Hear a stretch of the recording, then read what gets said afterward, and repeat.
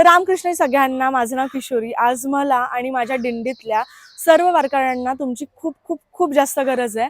मी 131 क्रमांक दिंडीतून चालते। ही वाई तालुक्याची दिंडी आहे, माऊलींच्या पालखी सोहळ्यातून चालते।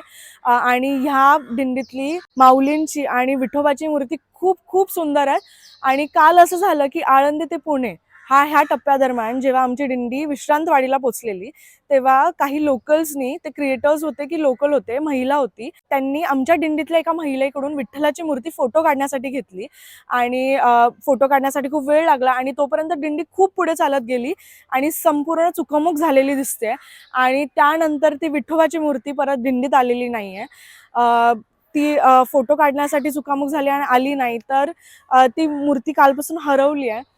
तर मला मला फक्त तुमची एवढी मदतीची गरज आहे की जर ती तुम्ही विठ्ठलाची मूर्ती बघितली असेल किंवा ती मूर्ती बघितली असेल किंवा तुम्हाला माहिती असेल कोणाकडे किंवा तुमच्याकडे असेल, तर ह्यापैकी काही असेल तर मी ह्या व्हिडिओमध्ये त्या विठ्ठलाची मूर्ती सुद्धा देते आणि माझ्या दिंडीतल्या एका भावाचा नंबर टाकते।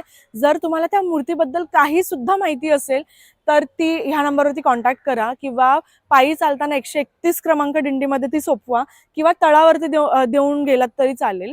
पण ती विठ्ठलाची मूर्ती दिंडीत पोहोचणं खूप गरजेची आहे, कारण की ती खूप वर्षांपासून ह्या दिंडीमध्ये आहे आणि सगळेच वारकरी त्याच्याशी भावनिकरित्या खूप जोडलेले आहेत। तर प्लीज जर ती मूर्ती आमच्यापर्यंत पोहोचवू शकाल तर तुमची खूप जास्त मदत होणार आहे। कारण तशी मी स्टोरी टाकलेली, पण स्टोरी शेअर न करता मी हा व्हिडिओ टाकते। तर प्लीज हा व्हिडिओ शेअर करा। विश्रांतवाडीच्या आजूबाजूला कोणी असतील, विश्रांतवाडीचे काही ग्रुप्स असतील, पुण्यातले ग्रुप्स असतील, बाकीच्या दिंडीतले असतील, तर तुम्ही शेअर करा आणि प्लीज ती मूर्ती आमच्यापर्यंत पोहोचवा।